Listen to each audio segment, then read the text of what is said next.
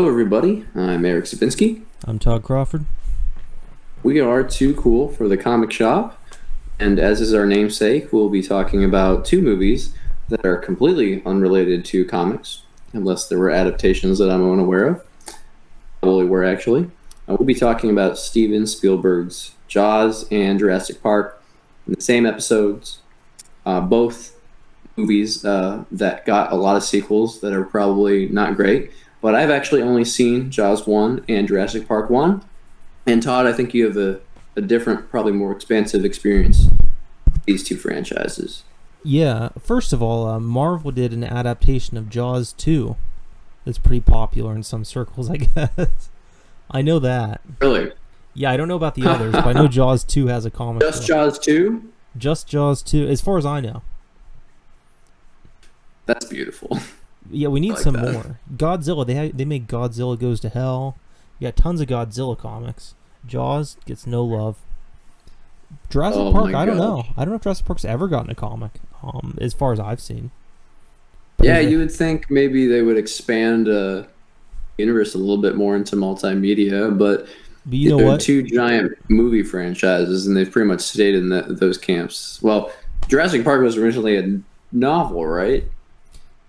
Yeah, they both were actually. Jaws was written by Peter Benchley, and Jurassic Huh. Park was written by Michael Crichton. And actually, And that hack Steven Spielberg just came in and took all the glory. yeah, Steven Spielberg. Jesus. Actually, Peter Benchley, the author of Jaws, had to be like taken off the set of the film because there's some creative difference or whatever. Oh God. So what was his movie a more think piece, Moby Dick tale or something? I've never read the book because, and this will be apparent once you start actually Because talking you're about too the cool movie. for it. Yeah, I don't read books. I watch movies. That's not cool. Yeah, that's lame. I'm not a nerd. But I love Jaws so much. It is probably, I'm gonna say, my third favorite film of all time. I could definitively say. That's high And praise. like the top three, they're all such like perfect movies to me. They're pretty much interchangeable. It's really not that I even think the others are better. It's just kind Right. of an arbitrary at that point. It's like the holy trinity. But I love the original Jaws so much that I don't think it can be improved on in any way. I don't think any character could be better. I don't think any line of dialogue could be better. And the book came first, and I know the creative differences between the book and film, and I don't like them. I'm not saying it's a bad book, but I'm so biased and I'm so attached and faithful to Steven Spielberg's Jaws that if you took one frame out of the movie, I would like burn the theater down. Oh, that's we got that on tape, folks. Yeah, Theoretically, so my rhetorically relationship with Jaws is a lot more casual. I've only seen the movie once, and it was a few years ago. Before then, it was really just one of those movies where it's like, how have you not seen this? You're like an adult person, and you have not seen this still. And that's actually what my relationship was with Jurassic Park too. So everybody around me had seen both of these movies essentially, and I finally watched them. So I kind of came into watching these movies as an adult, and I don't know. It's hard for movies when you're an adult if you've never seen them to kind of reach that climactic hype that you've heard about them for like forever. Both are still really good movies, but so that was kind of my experience with them. I assume you watched them when you were younger.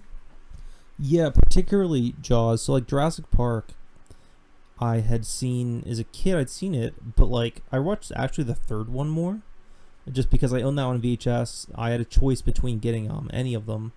At one point, I was at Walmart. They had them on VHS back then, and I chose the third Jurassic Park because it had the coolest cover, and at least I thought so back then. And obviously, it's not the best movie in the series, but I absolutely loved it. And so I've seen that one the most, even though it's not the best one. But I read the books at a pretty young age. I always remember Jurassic Park being a part of my life in terms of like the toys, the books, the shirts, all that stuff. But Jaws, I'll never forget the first time that I ever watched the movie with my mom and my brother. I'll never forget like all the endless just excitement about it, just every year, Shark Week and all that stuff, because I was always obsessed with sharks. So they were always a part of my childhood, but like in much different capacities. Right. Well, that makes a lot of sense. I feel like a lot of people can say that they relate to your situation with these movies a lot more. So the first, I guess I'm kind of looking at Jurassic Park information now because you're talking about seeing the third one. So I had to look up what the cover of the movie was, and so you were really attracted to the silver and red color scheme that I see going on here. Not sexually. Well, I don't know if I believe that. For clarification. I don't know, that claw swipe making the Roman numeral 3 is pretty hot. So yeah. When I was 7, that really got me going. I mean, we get wound up by the strangest things when we're 7. So yeah, and the thing is though is like, people make fun of that movie. There's a great scene. It's so funny in Jurassic Park 3 where Alan. I think I know what this is, and I think it's the only thing I know about Jurassic Park 3. I'm trying to think the actor's name. He's a great actor. He's in one of my favorite movies, In the Mouth of Madness by John Carpenter. He's in a ton of shit. Neil something, right? Sam Neill. Yeah, thank you, Sam Neill. Where he falls asleep on a plane, and he has a nightmare that there's a raptor sitting next to him instead of like a little girl, and the raptor says in a little girl voice, Alan. And it's the most surreal, stupid thing on earth. Alan. I've definitely seen that. It's that, and in the second one when there's a girl who does karate, and she says like, "Hey you," to a raptor, and it actually turns and looks, and it's practically like gives like the Tim the Tool Man like, and then she like does a karate kick and kicks it down the stairs. See that? Okay, so that's something that I think these two franchises have in common. And again, I have not watched the sequels because I'm just one man with very little time. But from what I can gather, both the Jaws and Jurassic Park franchises have this tentpole of American cinema, first entry that everybody loves. It's great. Then both franchises seem to fucking lose it. To just really embrace the cheesiness in all the sequels that follow. Am I right on that? Pretty much. So yeah, I gave the lowdown on the Jurassic Park movies. I've seen Jurassic World. I thought it was a fun, dumb blockbuster. I get why people are disappointed. They wanted Jurassic Park levels quality. I agree. Like, it should have been a better movie on a writing standpoint. But you know what? I went to the theaters. I had a lot of fun watching it. Yeah, it was dumb, but it was watchable once. So I'm not going to knock the movie. It's not a great movie, but it was an enjoyable one for me. Jaws 2 is basically taking Jaws and turning into like a slasher movie, where it's a bunch of teenagers out drinking on the water, and they get stuck on an island, and the shark won't let them leave.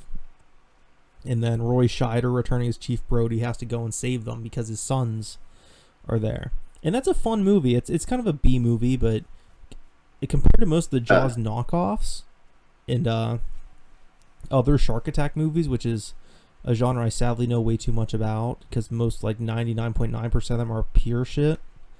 It's honestly one of the better ones as far as I'm concerned. I still think it's a pretty fun movie.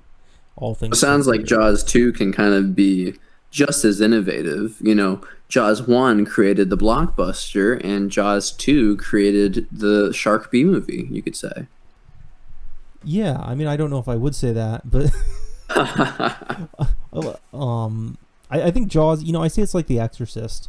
The Exorcist wasn't the first possession movie, and Jaws probably wasn't the first shark attack movie, but they were the films that popularized those subgenres, and they were so perfect that the imitators didn't stand a chance, because you're not going to make a better possession movie than The Exorcist. It's impossible. And similar with Jaws, you just can't top it. I would beg anyone to find anything you can do better, because I truly just... it's so funny, because like, I don't want to say it pretentiously, but like as a writer or whatever, I try to be open to new ideas and different takes on things. I just think it's the absolute best use of that concept and I just don't believe there's anything else you could do. The third film, however, almost goes there. I don't know how much you know about Jaws 3D. Not much. I know that it's a joke in Back to the Future too. So it was originally pitched by, I think it was Richard Matheson. It might have been Ray Bradbury, one of those kind of writers. I feel bad I don't have that name offhand, but I read this factoid like 10 years ago, and it was a joke film. It was supposed to be like a parody of Jaws called Jaws 3 People Zero. And the concept of it is it takes place at SeaWorld, and a little baby great white shark sneaks into SeaWorld somehow accidentally. And because the channel isn't opening it, I don't know. They do. It's movie logic. And so they take it in and they try to nurse it back to health, and it dies. Well, then they find out there was actually a mother shark who came in with the baby, and the mother shark is pissed, and she's like killing people and the SeaWorld creatures. The issue is that it's like by far, in my opinion, the most boring shark movie, or the most boring Jaws movie, and it should be the most fun B movie ever. You know, just insanity, just total exploitation, and it just doesn't meet that. I think the girl from Back to the Future who plays a mom is actually in Jaws 3, if I'm not mistaken. Good. Well, maybe there's the connective tissue right there. Yeah. And, I always say it is, if I could get one remake in the world, it would be Jaws 3, and just make it fun. Which is funny, because Jurassic World is essentially a remake of Jaws 3, but with Jurassic Park, you know, that aesthetic. Right. Because you're in that kind of contained zoo aquarium setting, and that's where things go to shit. That's the setting for it. Yeah, which is really, you know, Jurassic Park itself, when you break it down, I guess. The theme park, but with dinosaurs. But there's definitely a huge similarity, especially with the, I don't know what it's called, the megalosaur or whatever, eating the great white shark and all the promotional material. Right. Well, Jurassic World did kind of make it seemingly more theme park-esque. Jurassic Park, yeah, I don't know, if you could really call it like kind of that theme park. I mean, obviously it was turned into theme park attractions and stuff, and actually so was Jaws for a while, Universal Studios.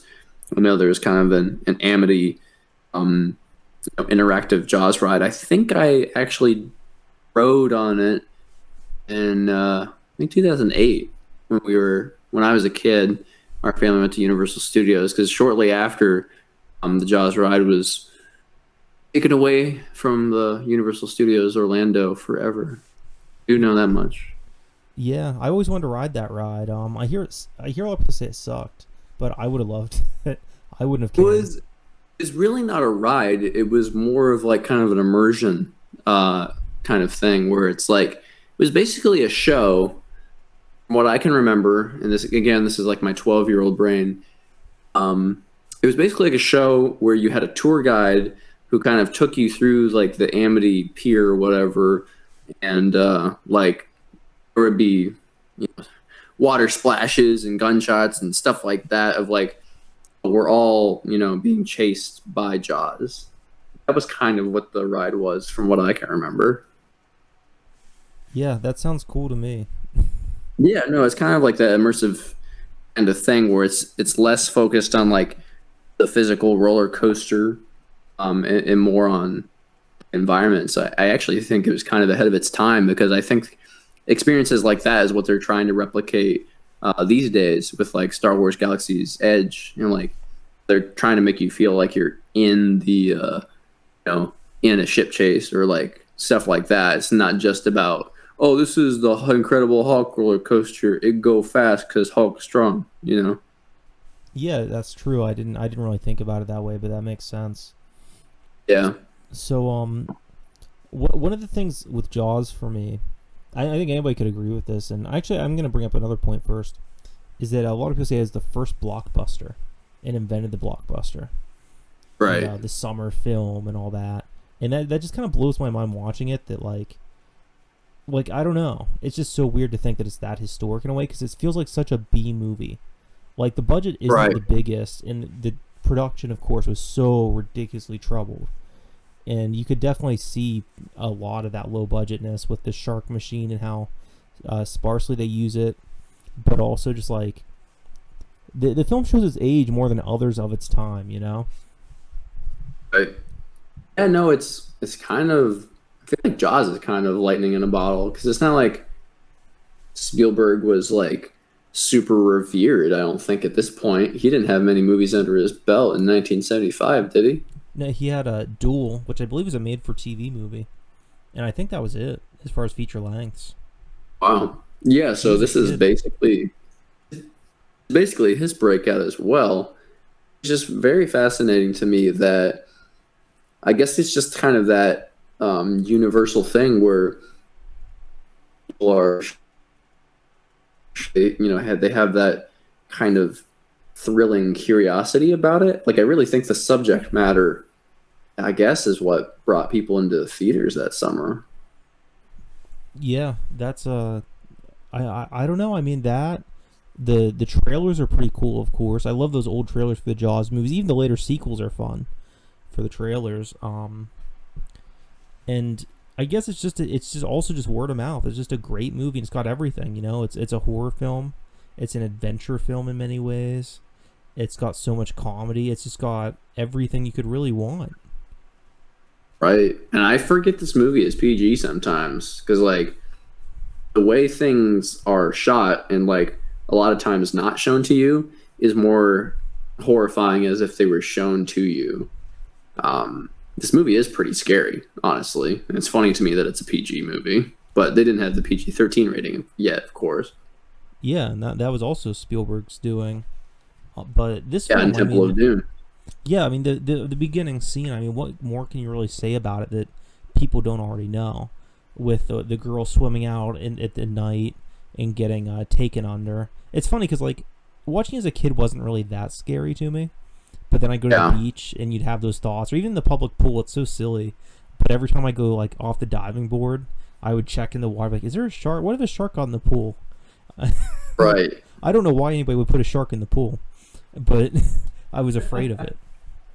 And That's one of the funny things too that this movie has done where if it wasn't already a public stigma to be afraid of sharks, like this movie really made people like extra afraid of sharks when shark attacks are very uncommon and not like this kind of glorified thing, right? And like I don't think that was ever this movie's intention to like truly kind of glorify the fear of it, but for better or worse, it definitely has. Like even 40 plus years later. no, you're totally right. It basically did for swimming what Psycho did for taking a shower. Yeah, There's yeah. a great thing from Alfred Hitchcock where someone wrote to him, a mother, and said, "Ever since watching your film, my daughter doesn't want to take a shower, and so I got her to take a bath." And then he did another film, I think, where someone was killed in a bath or something like that. I don't remember. And now she doesn't want to do that. What do I do? And Hitchcock wrote back, I would suggest putting her in the laundry machine. Jesus. But Oh, some of these directors have too much fun. yeah, I want to know how that worked out. Did we get a movie about a killer washing machine? I don't know. I know I can name a film where there is someone dead in a washer machine. It's actually pretty unsettling. Is the original Yeah. live action adaptation of I don't know how to say his name, Junji Ito's Uzumaki. Has a character spiraled around a washer machine, just coiled up like a snake. Sounds incredibly cheesy, but also kind of disturbing. It's both. The graphic novel trilogy is just disturbing and brilliant. The film is equal parts cheesy and equal parts disturbing. I love the film, but I get why Jeez. other people just find it corny and weird. But going back to Jaws, and the scary stuff in that, one of my favorite, actually, I think the scariest shot in the film. I'm so glad it's getting more recognition now with Jaws fans. Is there's a scene in which Chief Brody's son, his younger son, is out swimming with some kids, and the sharks coming up, and there's a guy. He's got a rowboat or something like that coming up to them. And he's like, "Kids, you got to get out of the water. There's a shark in the water." And the shark hits his boat, and he falls in. And you don't see that. But then you do see, and at this point, I think it's the most you see of the shark itself, is you see this like overhead shot, and you see him in the water, and you just see this huge shark just slowly rising. So it comes into the field of view, even though it's still underwater, and pulls him down. But you just really see it like approach him and swim up into the field of view from the surface. And something about it is just so dread-inducing and horrifying. Right. Is this close to the same scene? Yeah, the zoom in shot on Brody's like face, and where he's like, "Oh shit, sharks here." They're all like hanging out on the beach and shit. I believe no, because I believe that scene is when and that's such a funny scene too. How it does. I just quote it when I'm writing a book and I describe a certain feeling. I don't even pretend to make my own thing. I just put like the character will say something like, "It made me feel like that scene in which the camera gets closer to Chief Brody's face, but yet also further away at the same time." Right. I can't describe it in words. It's beyond me.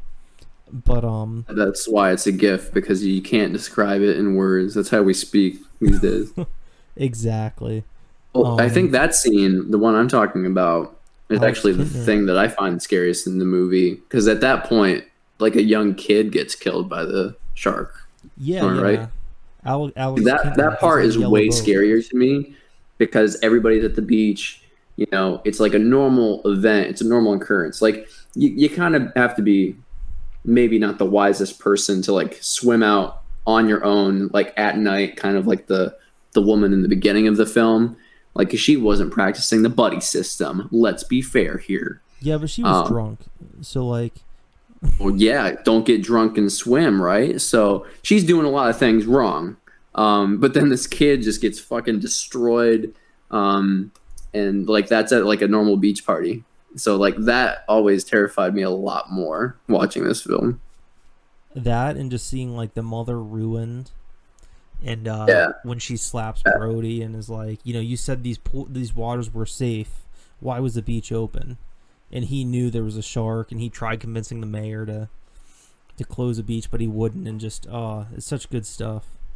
Right. No, it's not a good time. Like there's definitely an emotional core to Jaws that really makes the movie good. Because it like you said, it is kind of a B movie where it's just the main appeal is definitely the monster and the dread of it coming.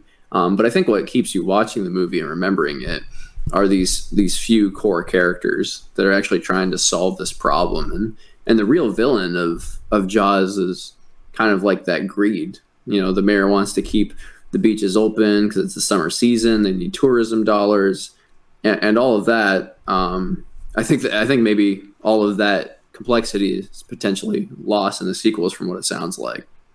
Yeah, and so much of the original film is the chemistry between the three male leads, Roy Scheider, Robert Shaw, and Richard Dreyfuss, as their respective characters. Like, it's just such a perfect dynamic between like Brody as a straight man, and then you get Quint, the like hunter sailor guy who was in the army or the navy, and then you get Hooper, who's like a kind of a more academic type. He's more afraid to get his hands dirty, but he's trying to prove himself to these other two men that are kind of more alpha than him. So there's a lot of comedy there. There's a lot of like genuine tension, but yet they still work together and come together for the common cause. And I think that's one of the reasons that makes the scene where they're all drunk and singing "Show Me the Way to Go Home" so amazing. And just before then, they're comparing scars, and of course, Quint talks about being on the SS Indianapolis, I believe it was called, which sank, and he saw his friends get eaten by sharks and everything. And then you get this moment where they're drunk and they're singing right before the shark interrupts them, of course. And it's just like seeing them bond in that moment is so rewarding and funny and just fun to watch because you've seen their struggles. You relate to them. I think any guy can find themselves in one of those three characters and which one they would be on the boat. Right. No, like you said earlier, the characters are really on point in Jaws. even Chief Brody's wife, and when they're sending them out, towards that point in the movie where they're actually actively going on the chase. Like I remember there being just like a very quiet scene in their kitchen where they're just like talking about what they have to do. And it's in moments like those where I was like, Jaws is just a family movie. Like, once you get past like the first few attacks and stuff, and then the movie I feel like really started to show its true colors for me. And those are the parts of the movie that don't get talked up as much. Those are the parts of the movie that don't get hyped up because it's all about the shark, and that's what I had always thought about. So it was a pleasant surprise when I had actually watched the movie for myself like a couple of years ago and realized what the movie was truly actually about. Yeah, there's that great scene with Brody and his wife where he's looking at a book of different sharks. And he's clearly like upset, and his wife's trying to console him. And one of their sons is out on the deck, and she's like, "Oh, don't worry." And then he flips the page and he sees a picture of like a huge shark and someone with a shark bite, and all of a sudden she screams for the son to come back inside. And just great moments like that, just perfect balance of just substance while keeping it within the genre framework, really before the genre even existed. Right. No, it's definitely a trailblazer in that way, and it deserves its classic status. And like you said, like I don't know, I feel like recently in the past few years we've had some, upcoming horror movie directors that have tried to capture the kind of Jaws feeling, like the 47 Meters Down movie and like the Meg or whatever. Like there's been a couple in the past few years where I guess they're just trying to make a great shark movie, but I don't know. I haven't heard more than just lukewarm things about movies like that. So I saw 47 Meters Down in theaters. I didn't get to see the Meg. It is hard. I think the Meg was pretty cheesy. I think it was cheesier than 47 Meters Down. Yeah, it's like super giant shark, I think, is the idea. Yeah. That one, it looked like it could be kind of fun. I like Jason Statham movies. They're dumb, but I feel like that one would be a fun watch to watch just one time. 47 Meters Down was like, the essential concept of it's pretty horrifying. But then the movie itself, like, it just had two unlikable lead girls who were just, like, vapid bitches. So you don't like them. You don't want them to live. You don't, like... You're not into the story at all. Right. And it's one of those movies where, like, you relate to the characters because they text a lot at the beginning of the movie, and it shows you the text messages they're sending with a little special effect to show the screen, not the screen of the phone, but, like, the texts appear over the film, and I hate that shit. It's my old man showing, but yeah, I don't really like that either. It's just kind of lazy. Yeah, exactly. But it's got some like fun scares and stuff in it. To be honest, like once they're actually down there doing stuff, it's entertaining enough. But I couldn't give the film more than like a 5.5 out of 10. Right, and I think you just described again why people like Jaws is because it has good characters. And like I like. What incentive is there to like say rewatch a movie if it doesn't have good characters? Because like you have already soaked in the spectacle once.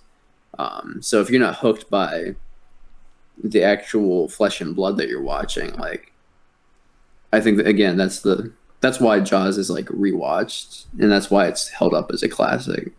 Oh yeah, I mean we've all sat through a bad season of television because we love characters.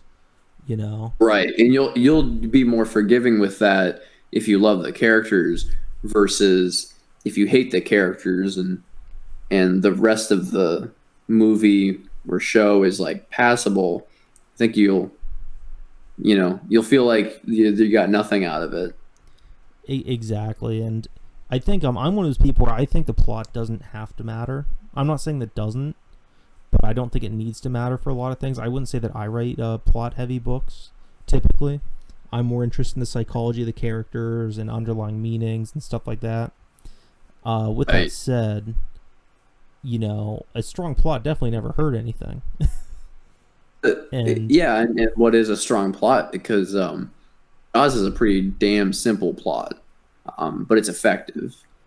What I was gonna say is that Jaws has it all. Like the Yeah, plot's everything you want it to be.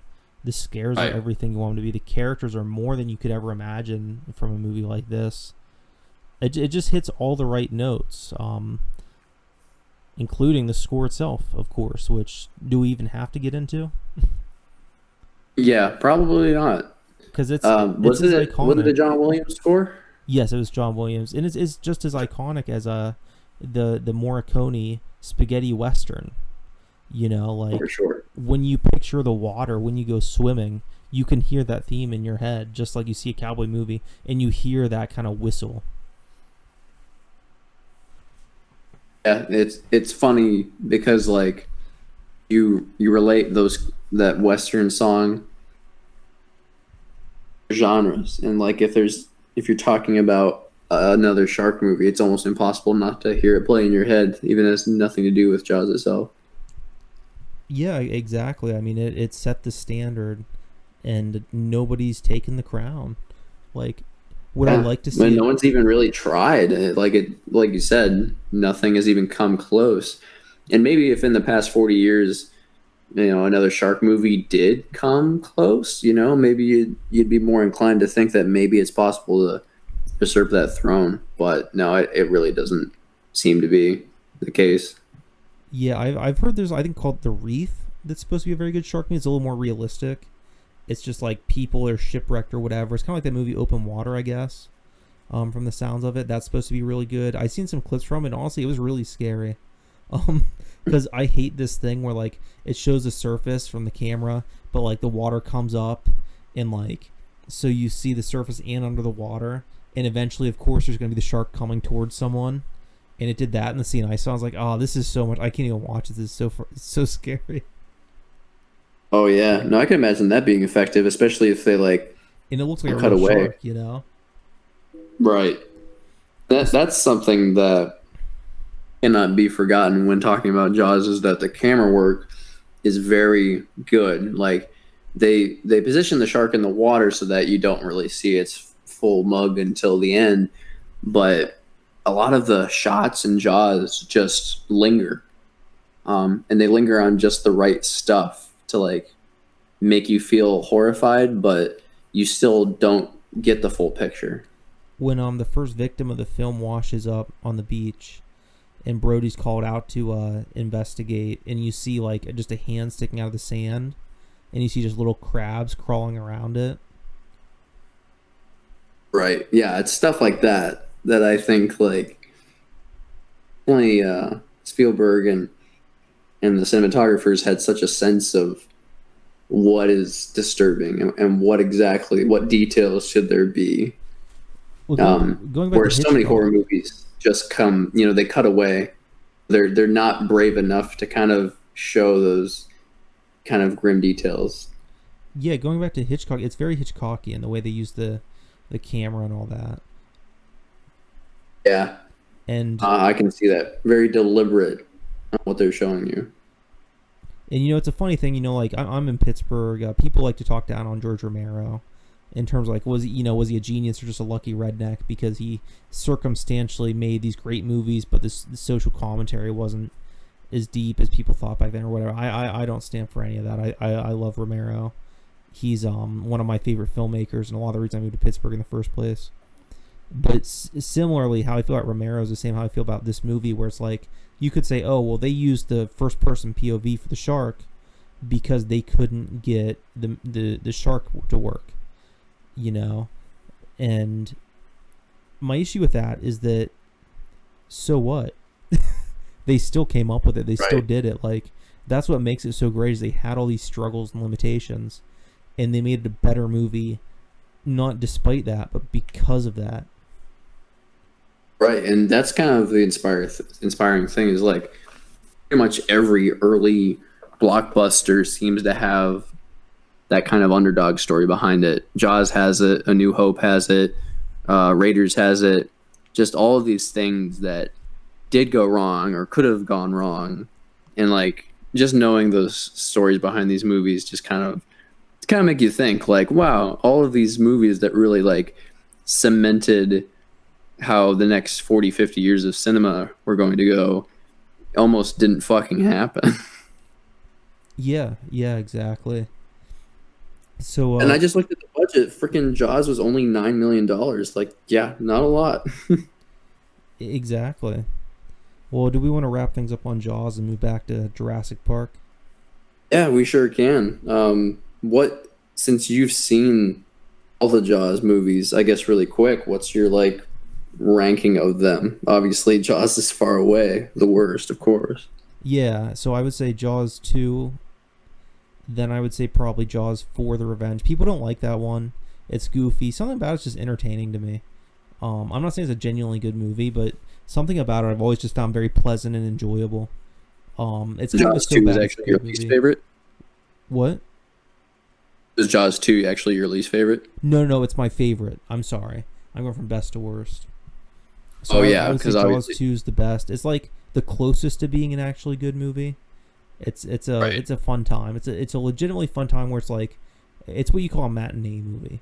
You know what I mean? Where like you go to the movies, you see it like once, and you have just a great time. It's not The Godfather, but it's a fun watch. I'll always defend Jaws 2 for on that basis. Jaws The Revenge is like it's so bad it's good, enjoyable thing. It's got Michael Caine in it. I believe he plays a character named Hoagie or something like that. It's a weird movie, but I always have a weird fondness for it. Jaws 3D, unfortunately, maybe I'm biased by it having the coolest fucking idea for a movie ever, but it's just a major disappointment in every way. I've seen it about a Sounds like dozen Jaws 3 is times. boring, whereas Jaws 4 maybe takes the third place spot for you because it's just so ridiculous. Yeah, it's a little bit of that, I think, and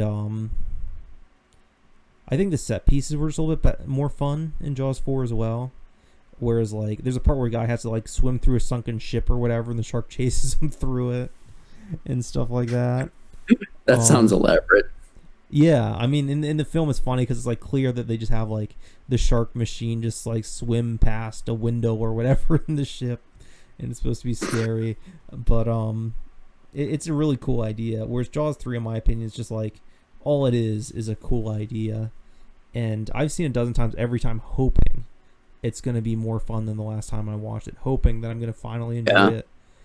It's not a movie that clicks for you. Once you see it once, you pretty much get all the details. Nothing's going over your head in Jaws 3, unfortunately. Right.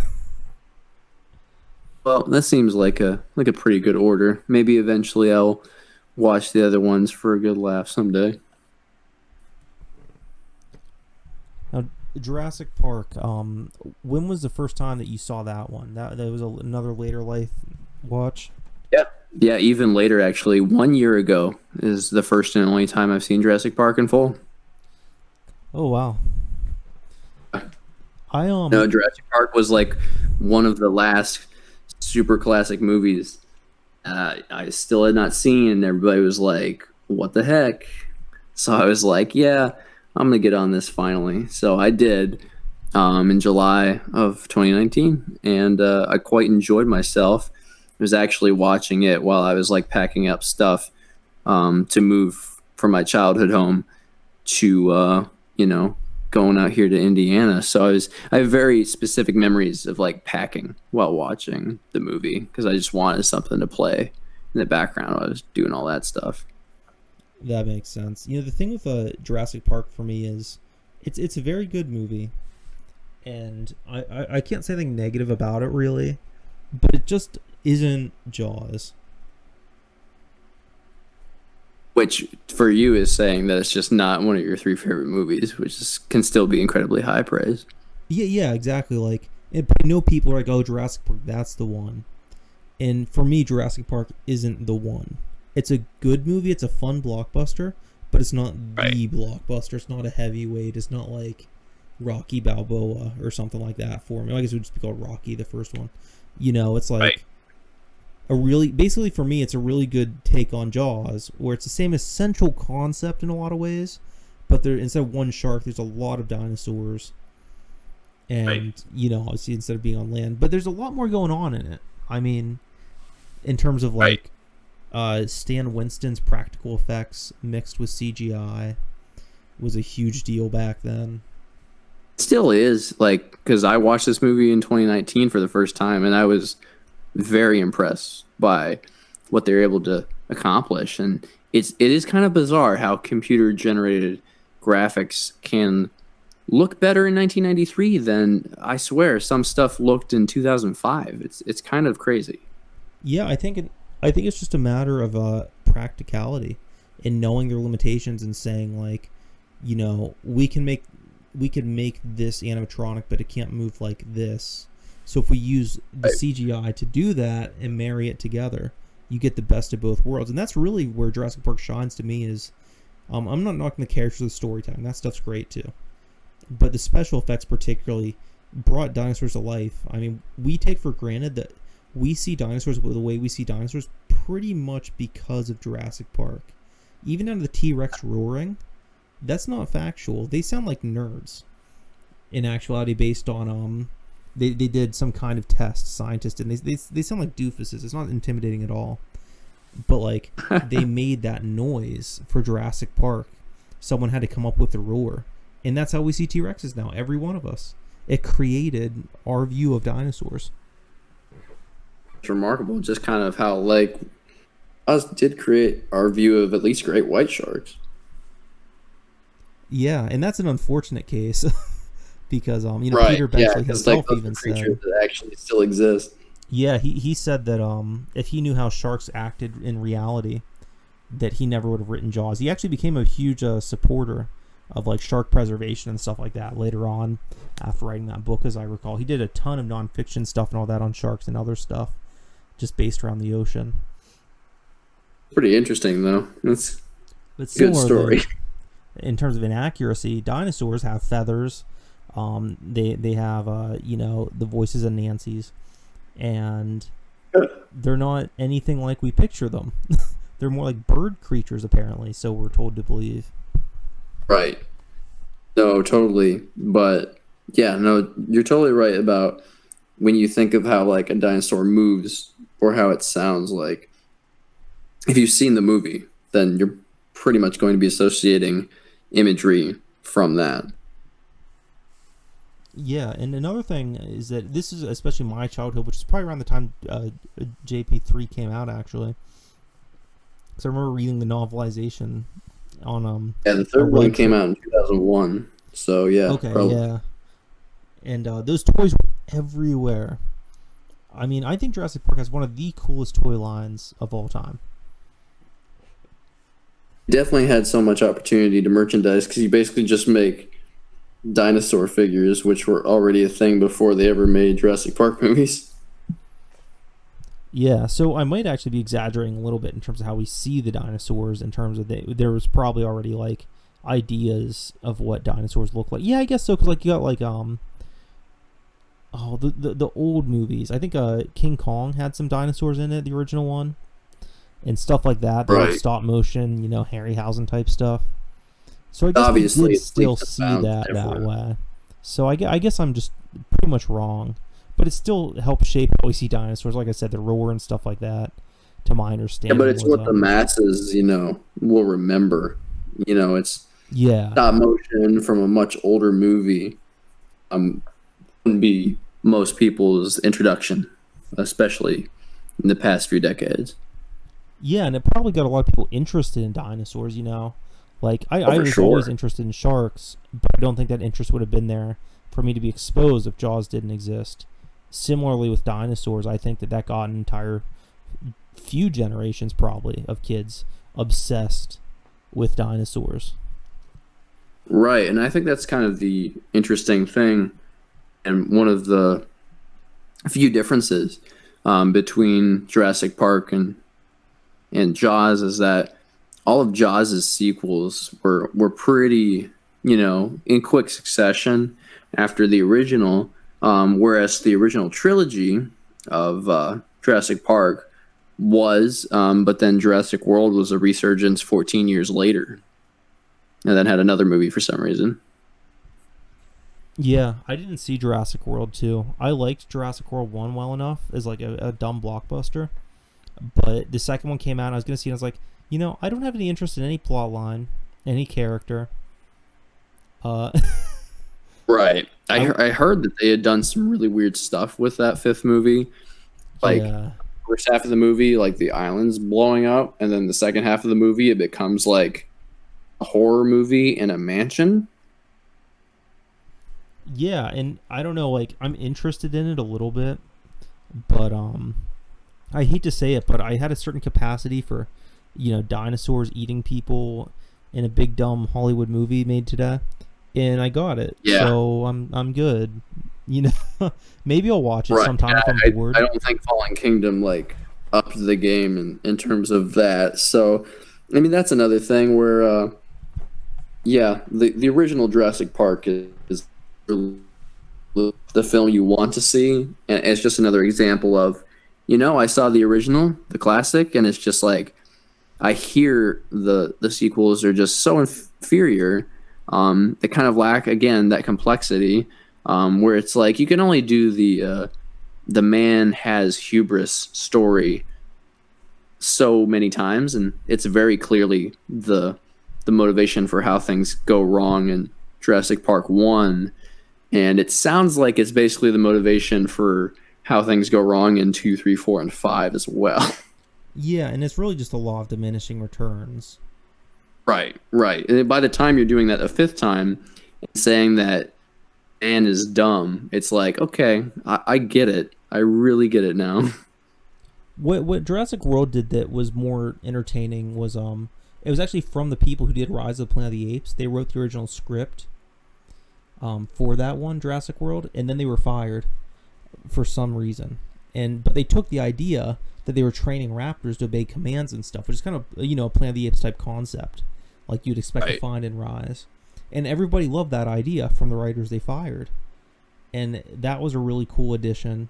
And Chris Pratt's relationship with the dinosaurs was really cool, and that really carried the movie. That's really what gave it its character, in my opinion. Yeah, it seems to be one of the few differences, honestly. The really stand out. Okay, this is what's different this time around, kind of thing. Yeah, and going back to hubris of man and everything, like this is different from the book, which I don't remember well enough to speak on, honestly. But I've read enough just over the years on forums. But Richard Attenborough's character Hammond, he's not a villain. He's just a man who's just too ambitious for his own good, really. Right. And I believe that's another difference that Spielberg made to a character from a book. And in the original film, or in the book, spoiler alert, Ian Malcolm dies, as well as Hammond. And I guess it's so funny, he was hired to write a second book, Michael Crichton, and he didn't have any ideas or anything, to my understanding. Like, it was just a cash grab, like, through and through. So he just brings Ian Malcolm back for the second book, even though he killed him in the last one. What and the Like, hell? that just didn't happen. Just a soap opera at this point. It's like, he got eaten by that raptor, but he got digested and everything worked out. Yeah. In the book, he just has a heart attack, I guess. But Hammond, in the Hammond in the book, gets eaten by raptors. And speaking of speaking of things of the second movie book, because I guess I wasn't saying positives. Oh my god, the practical effects. I don't like the second movie. It's my least favorite that I've seen. It's just long. It's just overdone. It does have Julianne Moore, one of my favorite actresses of all time. That's awesome. But it's just too much. I don't know. It's just not my thing. It's not a bad movie. So I'd watch it if it's on. Jurassic Park 1 and 3 kind of share the same cast, and then 2 has a different cast, or how does that all work out? Yeah, so Jurassic Park 2 is just a spin-off of not a spin-off, but it follows Jeff Goldblum's character. Okay. Ian. And you see he has a daughter, and I almost said a half daughter. The daughter's half him and half a woman. Going to the genetic engineering Makes sense. I mean, we brought back dinosaurs. That's like old news at this point. Yeah. But Julianne Moore, I think, is the mother of the child or something like that, and they're having issues in their relationship or whatever. and there's kids in it, and it's basically just King Kong, a kind of tribute, or no, the Lost World tribute, which is a book written by the dude who did Sherlock Holmes. I forget his name right now. Right. But it was Sir something. I keep thinking like Sir Ian McKellen, but that's probably Arthur Conan Doyle. Sir Ian McKellen. Yeah, I think that's wrong. But here's the thing with the second film is the special effects, like, holy shit. They're dropping the bucket. They're dropping quality. No, it's like so impressive. What is it? Oh, the okay. So they still stuff. They had success, but the movie itself is like Yeah, just like the plotting and the characters, I just don't care about. right. But like the special effects, like they got this like little like rigs with these raptors eating, like little baby raptors nipping at people, and the way they do it, and it's just like seeing the behind the scenes footage. It's just pure what I loved about when I want to get into filmmaking, just like these complex practical effects where it's like balloons and puppets and wires and lines and just movie magic, you know? Right.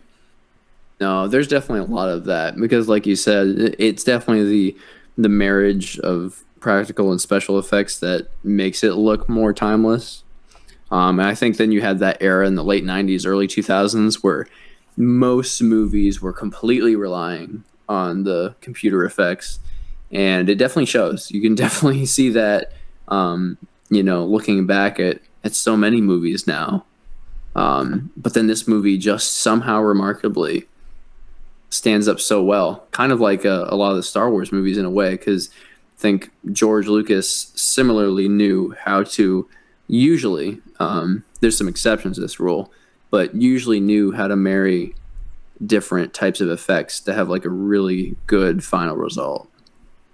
Definitely, and he doesn't get enough credit these days. That's something I'd love to do on the show is do some prequel focus, but even the original trilogy, and just revere George Lucas, because at the end of the day, whether you like certain Star Wars movies or hate them, it wouldn't exist without the man himself. Right. Luke and the innovation, the technological leaps and bounds that are just driven by the different, pieces of the plot or story or creatures that they want to bring to the screen. Like it's very inspiring from a movie making standpoint, regardless of what the movies actually are like. Yeah, exactly. But Spielberg has the same thing at his best, and I Right. love Spielberg. He's one of my favorite filmmakers. But I fell off as a fan like roughly after Schindler's List. Like for me, it's like Schindler's List and Saving Private Ryan was like him peaking in maturity as a director. Right. And not that he hasn't made good movies after, but for me, a lot of them I just personally don't have interest in. Like stuff like War Horse and Lincoln. I'm sure they're fine movies, but just not for me. Right. He's definitely got a new sense about him. The movies that he's made in like the past decade or two. They're just I don't know. After the 70s, 80s, 90s, it's almost like nothing can feel as ambitious as the stuff he's already done, basically. Yeah, exactly. And he's definitely produced some good movies and stuff. I can't think of any off the top of my head. Oh, I really like Super 8, actually. It was a J.J. Abrams. It's basically a Spielberg tribute. I didn't know he helped produce that. Yeah, he produced it. And I actually really enjoyed that movie. I thought that was a fun throwback. Right. But, Yeah, going back to Jurassic Park real quick and the similarities with it and Jaws and why we're talking about it in the same episode is that, again, it was the same thing where I had heard the legacy, everybody's talked up the effects and everything. But then you actually watch the movie, and it's basically a movie about this guy who is kind of flippant about the certain things that he thinks he cares about, that he thinks he doesn't care about. And it's basically just a movie about the protagonist figuring out that he wants to be a father. yeah, exactly. And that's a cool thing about watching like as a family, I would imagine. Yeah, right. I watched it with my family, but it wasn't like a family tradition or something like Jaws might have been. But like it's a really nice film because and you see this with all the Jurassic Park movies. They always have kid characters that people hate, and I get it. Like it does hold the movies back. The first film, like I'm not gonna lie, a big reason I don't think the first film holds up completely is the kids. And Right. the thing is when you're a kid watching it, you don't see it that way at all. No. And I recognize that, and I recognize that like the film's not entirely made for me. Like I see it for a little bit. I'm a little too separated from it, almost like you are in a way where like I saw it as a kid, but I still kind of see it from a more adult critical perspective, and it holds up. Right. I'm not saying like, oh, I see it as because it's just a stupid kids movie. It's not that at all, but there's aspects of it that I definitely think could have been done a little bit better, and the kids in that first one really, I'm not gonna lie, I'm not worried about them when they're in danger. Right. Yeah, they're not the craziest best kid actors, but at the same time, when I was watching it for the first time last year, I was like, yeah, of course there are kid characters, and like just from a very basic plot perspective, I think you kind of need a couple young characters in a movie that set up for the first half hour or so is basically just a movie about the wonderment of dinosaurs, So you have can't remember Alan. Is that the main character's name? Yeah. You have him marveling at the dinosaurs, but if you just had him marveling at all this stuff, it'd be kind of weird. Like I think you kind of need that child excitement. Yeah. Otherwise, Exactly. I think the film misses something, for better or worse. I definitely agree. And it's just a subjective point. It's definitely not like a harsh criticism of the film or anything. And I think they're important, like you said, for Alan's journey and discovering he wants to be a father. And I do like that overall narrative and how he gets more protective with with the dinosaurs, with the kids and everything throughout it. There's a scene where the Jeep like falls off and they have to get out in time and all that. And the scene, of course, it's famous with the kids in the kitchen and the raptor opens the fucking door.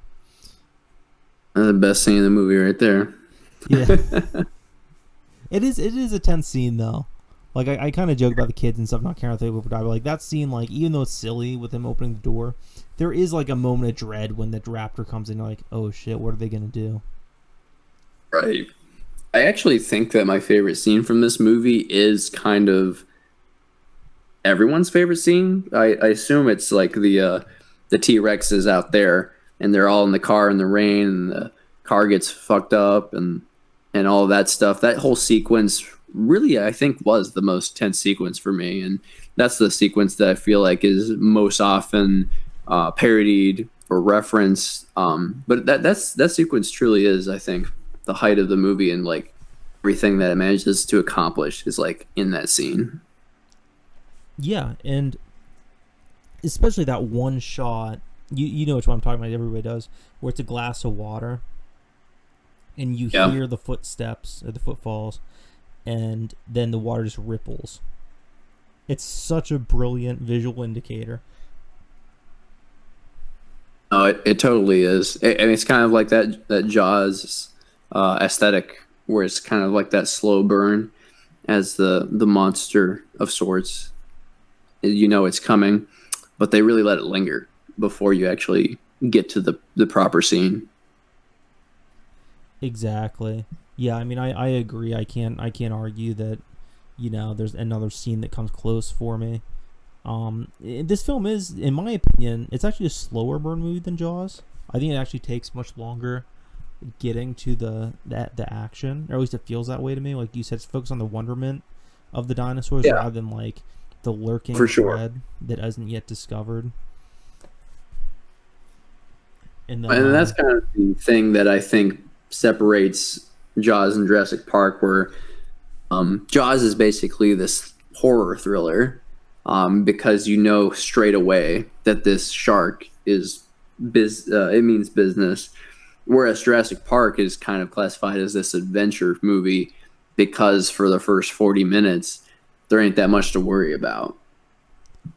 Yeah, exactly. And what gets me with the movie in the beginning personally is like the stuff with Newman, where he's got like the Barbasol can and he's sneaking stuff out on it, and just stuff like that to me is just so 90s.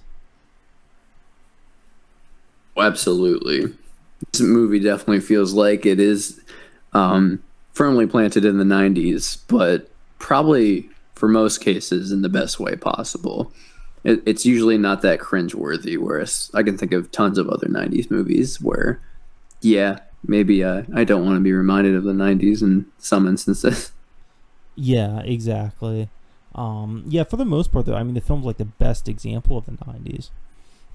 There's just little things about that, I don't know.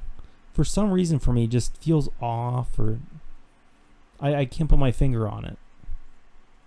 Right. No, I kind of know what you mean, where it's kind of like I I think we might be thinking of the same character where that that I, one of the scientists and he's supposed to make things not go wrong, but then they go wrong and then he gets screwed up when he's like out in the woods by himself. Is like a character like that is very much like a 90s kind of idiot in the wrong role character, which like Independence Day has like a character or two like that. It's like it's kind of like a 90s trope. It's kind of annoying. Yeah, yeah, exactly. Just little things like that and stuff with the kids. Just kind of holds it back for me. Right. Yeah. No, it's definitely a more family movie. Like stuff like that will probably make kids laugh. And Yeah, there's definitely that balance, I think. You're trying to reach a broader demographic, broader range of ages that will enjoy your movie. You kind of have to like make these concessions to please certain audiences at certain points in the movie. exactly. And that's one thing that's so great about Jurassic Park 2 is that it is like a much more mature film than Jaws in a lot of ways. Like I think it's got like, I mean, Jaws has a leg that's severed falling to the bottom of the ocean in Right. one scene, but Jurassic Park also has Samuel Jackson's arm cut off, and you get a lot of stuff like that. You get a lot more. It's fun. You get a lot more variety with the threats, which is fun. Like when Newman gets killed, there's that dinosaur that spits, and they have that great effect where the frills come out at him. Oh, right. Yeah, that freaks me out. Yeah, exactly. You get all that. Then you get like the nice dinosaurs too. And there's so much variety in the dinosaurs. It's so great. You just get pretty much everything. I don't think you get pterodactyls in that one yet. Because I don't think they probably didn't have the technology. They saved that for I the don't. third. So, yeah. But still, like other than that, you get a ton. And the jungle setting is so great. Once again, it really seems like they took a lot, in my opinion, from King Kong. From the beginning of that film on Skull Island. Yeah. No, I agree. And it just kind of built it up way more with this modern aesthetic that it was at the time. Yeah, and you get Well, and it's interesting to see the evolution too, because I was just kind of curious. You compare Jaws and Jurassic Park to me have so many similarities, and they're obviously separated by almost 20 years. And then also budget. Jaws was 9 million, and then the budget for this movie was 63 million. Just a huge, colossal leap. Oh yeah, I don't doubt it at all. Considering the star power in this film, considering all the special effects, they didn't have the same issue where the shark wasn't working for this one. The dinosaur Right. machines worked. Yeah. I think if the dinosaurs weren't working, they would have figured it out in post for this one. Yeah, they would have had maybe a little more issues than they did with Jaws. And Right. Yeah. similarly, there's so many, so many stupid, terrible D-grade Jaws or Jurassic Park knockoffs. Right. Exactly. It's like you make something that's so influential that there's going to be a whole genre that is mostly filled with B trash. Just so many bad puppets. And it's kind of sad because like they could have left Jurassic Park alone, and then they had many sequels. And I hear the fifth movie was potentially like the most groan inducing of them all. So that's kind of disappointing. I've heard that too. I did hear from a girl I was dating. This is very like sensitive to movies, She said that her nephews, I think, were watching it, and she was watching it with them. And there's a scene in the film where I don't even know what was happening. It sounds so insane, where the dinosaurs are drowning for some reason. So it's got all these dinosaurs and they're like making noises as they slowly drown to death or something. And she's like I Okay. said, she's very sensitive. She just started crying and had to leave the room to cry. So she didn't cry for her nephews about the drowning dinosaurs. And she's telling us, like, what is this movie? Great question. Maybe I'll never find out. Yeah, it almost made me want to watch it. It made me want to watch it more and less at the same time. That's what morbid curiosity is, Todd. True. Yeah, no, in conclusion, Jurassic Park is another awesome movie. I understand why it is so popular, but after seeing these two movies, I'm mostly out of movies that are so insanely popular. People will like calm down if I haven't seen them. I've seen most of these kind of temple classics. Yeah, my biggest blind spot is Lord of the Rings.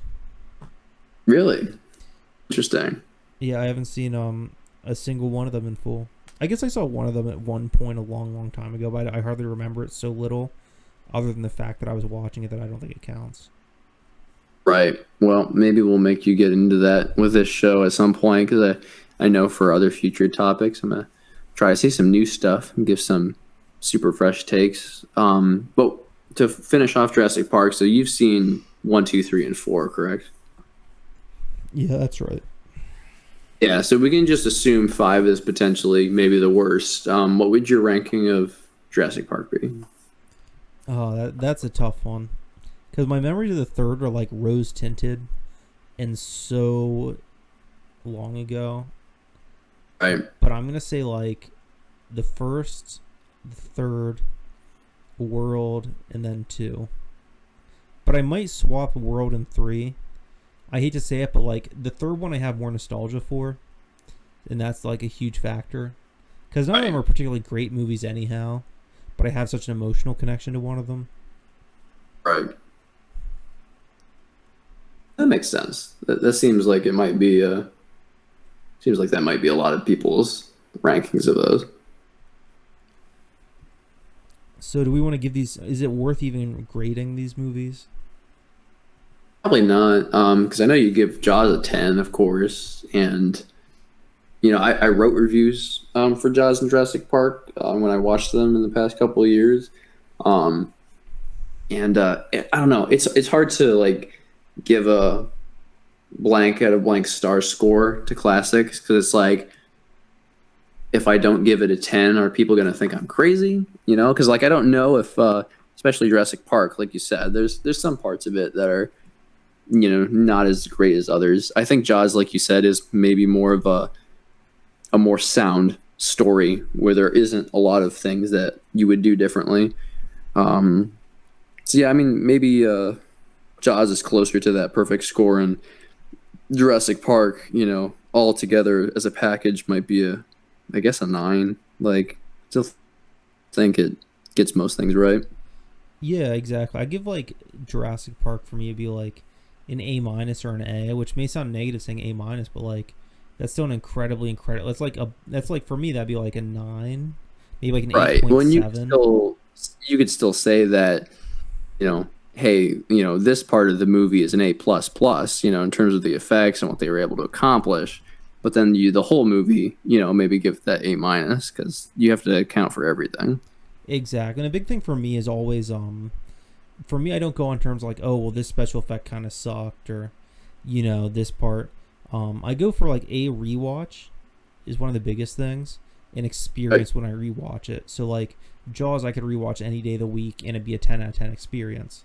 Jurassic Park I could rewatch every few years and it'd be a pretty good experience. Right. Yeah, I feel like Jurassic Park is one of those movies where if you see it once, like I don't think there's a whole lot to like freshen yourself up on. It is a pretty simple movie. It really is just I know it's PG-13 Jurassic Park, but I feel it's like that kind of gateway to some horrific elements that like the whole family can sit down and watch. Like the line they tread there is kind of amazingly thin, but they managed to do it because like they did make some Universal Studios theme park attractions based on Jurassic Park, just like Jaws. But like I think Jurassic Park ones are still longer lasting. Yeah, I'd bet you're right, and it makes sense. I mean, even going down like the Jeeps they use in Jurassic Park, just such a great design. It feels built for Universal Studios, you know. Right. Well, I think the signature ride that was in the Jurassic Park area, because I went to that, we went to that as well back when I was a kid, and I remember you do kind of ride like on a rail one of those Jeeps, and then you kind of basically go through a truncated version of the movie where it's like wonderment for like an automated three minutes, and then there's a section where things are going wrong and you get into the facility and raptors are on the loose, and then eventually like you zoom like up a hill and then back down really fast when like an animatronic T-Rex is like about to chomp your head. It was pretty cool. Yeah, that sounds like a lot of fun. I sometimes I wish I could go back to being a kid and just like experience those things again. Right. Well, and the funny part was like for these theme park attractions, like I knew of Jaws, I knew of Jurassic Park, but I hadn't seen the movies though. So I'd experienced like these theme park rides before actually watching the movies when I was older. So it was always kind of fun. And what I would do if I took a kid to like Disney World or Universal. You would make them watch every single movie that is going to be referenced in any way. A little bit. But like I would do it like so like the night before, because you're gonna have to stay in a hotel anyhow, and after a certain hour what are you gonna do? So I would get like, you know, Jaws or Jurassic Park. I'm like, okay, we're gonna watch this, and then tomorrow we'll hit the Jaws ride up. I like that. But that might be a bit too much like homework. Maybe it'd be the week before we leave or something. Watch one movie a night or something. You're gonna be a very involved dad, Todd. If I get the chance, we'll see. I like it. You're making plans already. It's good. Yeah, that's true. Well, to wrap this up, do you have any final thoughts or things to say? Not really. Basically, these are two very legacy laden blockbusters, so that's why I thought we would talk about them in the same episode and just kind of share our thoughts. And I think it'd be interesting if we kind of do this more of this in the future, where maybe take two movies from a director that have some similarities and kind of compare contrast. Because I think Jaws and Jurassic Park, 20 years or 18 years apart, but they do have like a lot in common and a lot that you can kind of compare and see what they did differently. Yeah, exactly. It's seeing a director establish his craft and then basically at the peak of his craft. Right.